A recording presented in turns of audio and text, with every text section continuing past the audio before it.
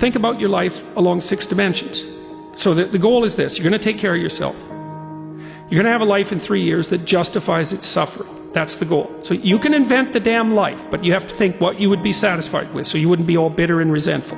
It's like, okay, what do you want from your family? What do you want from your friends? How are you going to educate yourself? What do you want for your career? How are you going to use your time outside of work? How are you going to handle drugs and alcohol and other temptations like that? How are you going to keep yourself mentally and physically healthy? And these are open questions, like you get to answer them. The idea is you can have whatever you want, but you have to figure out what it is. It has to be realistic, and you have to figure out what it is.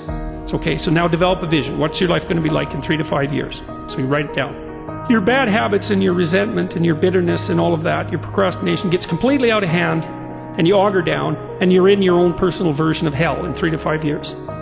What does that look like? Well, everyone knows that. It's like everyone can look into the future and think, well, if I keep going on this dark path, this is where I'll end up. Well, then you've got little hell outlined for yourself to run away from, and you got a little heaven outlined for yourself to run towards, and then you're motivated. Because sometimes, you're just hopeful. I would like a good thing to happen. It's like, yeah, but I'd like to drink half a bottle of whiskey tonight too. It's like, so which is it going to be?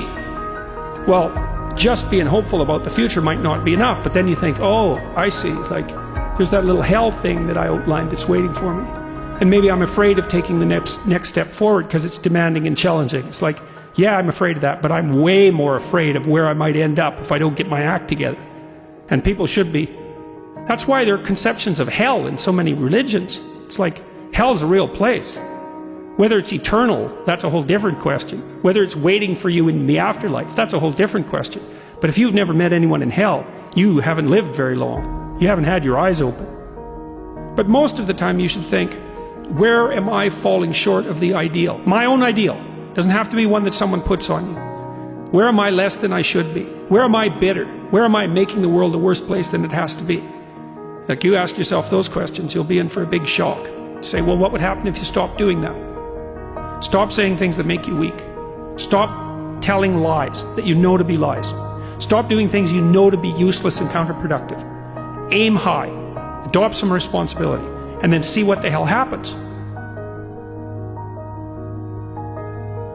You want to lay your life out so that it's providing you what you need to not be bitter and to work for your best interests and for the interests of everyone else. That would be lovely, and I think it's attainable. And one of the things that I've also been telling people, informing people about, is the idea that life isn't a game.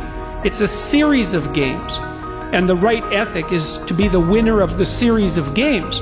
And part of that means you have to learn how to be a good loser.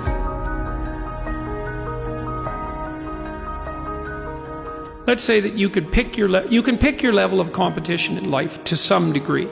Okay, so let's say you pick a level of competition where you're always winning. It's like, well, all that means is you've picked the wrong level of competition. Yes. To be a winner, you want to be disciplined, you want to know what you're doing, and then you want to be on the edge where your skills are being developed. And if you're going to be on the edge where your skills are going to be developed, you're at a place where losing is always a possibility. Because otherwise you're not pushing yourself beyond your current capacity. One of the things that I've outlined in 12 Rules for Life is a theory of meaning. Because meaning, as far as I'm concerned, the sense of meaningful engagement, is the antidote to malevolence and suffering, essentially. Because you want to have a life that's so engaging that you think, despite the fact that I'm limited and that we're mortal and that life is tragedy and there's evil in the world, despite all that, this is worth doing. Life is suffering and betrayal in many senses of the word, but you can adopt a way of traversing through life that is more powerful than the tragedy and the malevolence. Get your act together. Stand up forthrightly. That's rule 1. Stand up straight with your shoulders back. There's a vulnerable position, right, because you're open. But it's a powerful position because it means that you're brave enough to take what's coming. And it isn't like what's coming isn't dangerous. It's dangerous. But your best bet is to be dancing on your feet and ready for it. Pay attention and be awake.